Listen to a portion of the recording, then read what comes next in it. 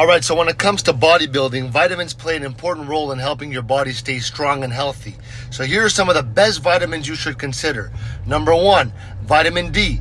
Vitamin D helps your body absorb calcium, which is important for strong bones. It also supports muscle function, making it easier to lift weights. Number 2, vitamin C. Known for boosting the immune system, vitamin C can help repair tissues and reduce soreness after your workouts. It's found in fruits like oranges and in strawberries. Okay?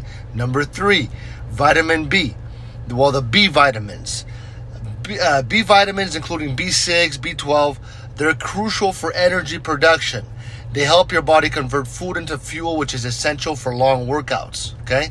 Number 4, vitamin E.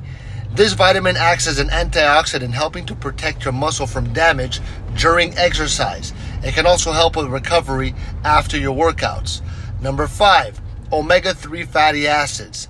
So while not a vitamin, omega-3s are important for reducing inflammation and supporting heart health, which is vital for bodybuilders.